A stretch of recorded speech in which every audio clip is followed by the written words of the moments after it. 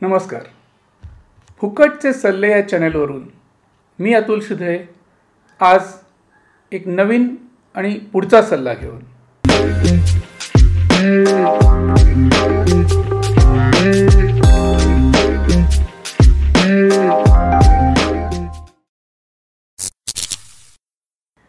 Makeup या विषयावरील मागील एका एपिसोडमध्ये मी सांगितलं होतं की मेकअपमध्ये 10-15 प्रकार वगैरे असे काही नसतात.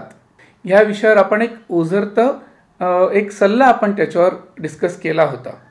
आज त्याचीच थोडीशी पुढली जोड आपण असं म्हणू की बरेचदा ते जे 5-10-15 प्रकार आपण ऐकतो किंवा आपण वाचतो जाहिरातींमध्ये, त्याच्यामध्ये स्पेसिफिकली असे काही शब्द आपण 2 शब्द तर खास करून वाचायला मिळतात.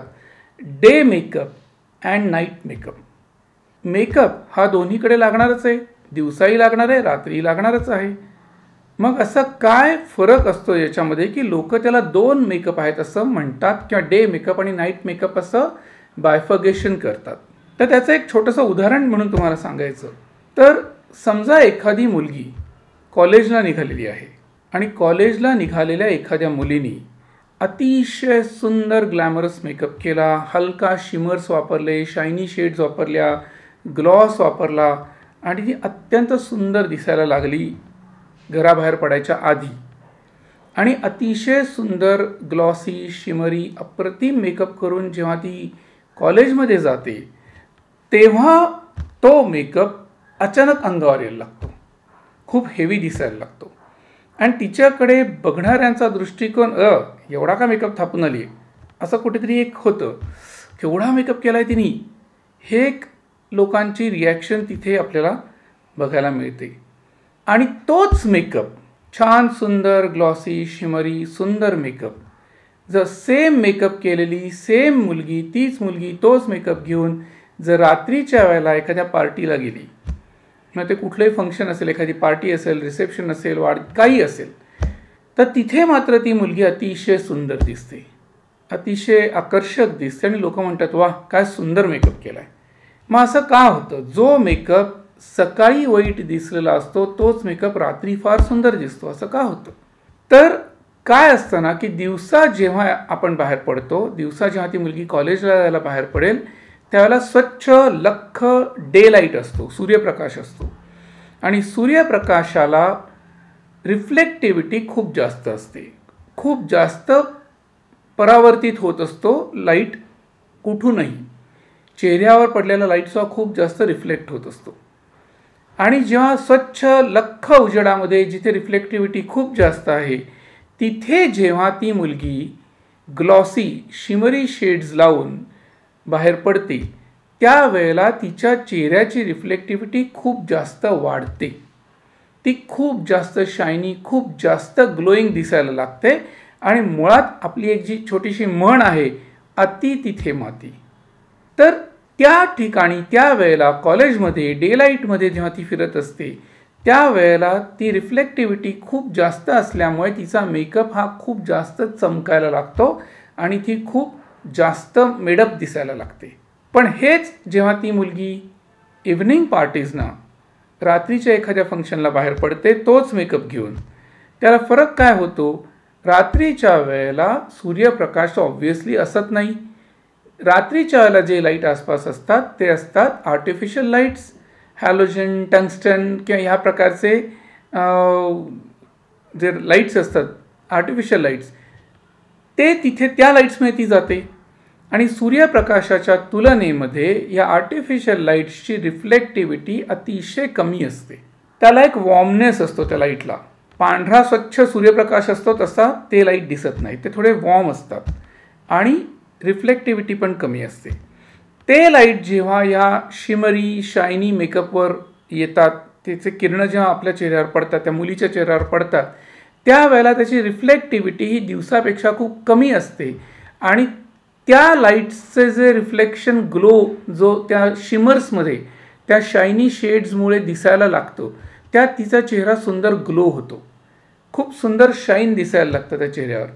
आणि मग तोच मेकअप जो सकाळी खूप भडक वाटलेला आहे तो रात्री खूप सटल आणि सॉफ्ट आणि सुंदर ग्लोईंग असा दिसायला लागतो.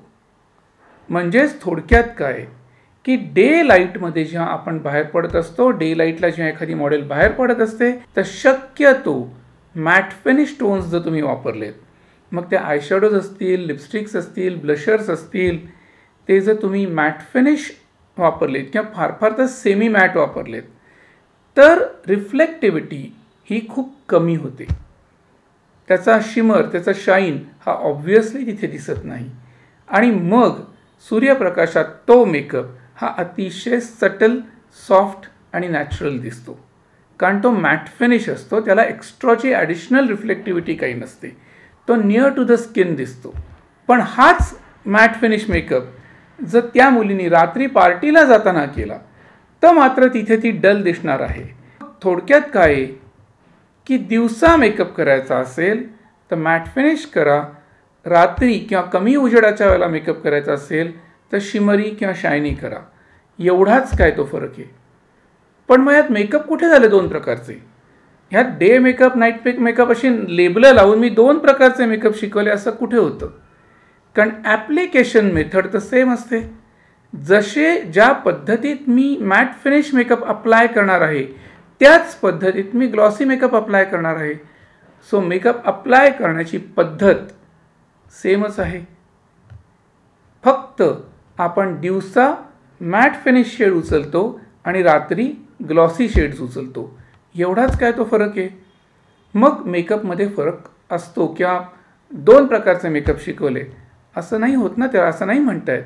तर जे मी मागच्या एपिसोडमध्ये सांगितलं होतं तेच मी रिपीट करतोय. कोणत्या वेळेला कुठली शेड उचलायची आणि कुठली शेड अवॉइड करायची हे कळणं गरजेचं आहे.